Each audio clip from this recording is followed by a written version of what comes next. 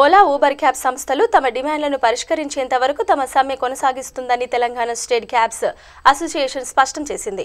సమ్మె 3వ రోజు చేరుకున్నప్పటికీ రాష్ట్ర ప్రభుత్వం పట్టించుకోకపోవడంపై వారు హైదరాబాద్లోని బషీర్బాగ్ ప్రెస్ క్లబ్లో ఏర్పాటు చేసిన సమావేశంలో ఆవేదన వ్యక్తం చేశారు. తమ ఆందోళనను ఈ నెల 4 వరకు కొనసాగిస్తామని, అప్పటికీ దిగిరాకపోతే ఆందోళనను మరింత ఉధృతం చేస్తామన్నారు.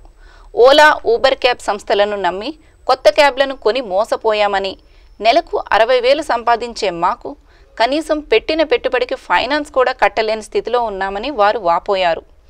ప్రభుత్వం ఇప్పటికైనా జోక్యం చేసుకొని ఓలా, ఊబర్ క్యాబ్ యాజమాన్యాలు చేస్తున్న దౌర్జన్యాలకు అడ్డుకట్ట వేసి తమ సమస్యలను పరిష్కరించాలని కోరారు. ఇప్పుడు ప్రజెంట్గా టార్గెట్ల రూపంలో మమ్మల్ని హింసిస్తున్నారు. ఆ టార్గెట్ల గురించి మేము ఈ బంద్ ప్రకటన ఇస్తున్నాము. ఈ టార్గెట్లు మాకు తగ్గించి మాకు మేలైన మాకు అనుకూలంగా ఈ రేట్ల రూపంలో మేమైతే చెప్తున్నామో మా యూనియన్ సంఘాలు ఆల్రెడీ ప్రెస్ మీట్లో చెప్పినారు. అదేవిధంగా ఈ రేట్ల రూపంలో మాకు అనుకూలంగా సహకరించాలని మేము హైదరాబాద్ క్యాబ్ సోదరులందరూ బంద్కు ప్రకటించుకొని ఈరోజు రోడ్ల మీదకి వచ్చాము.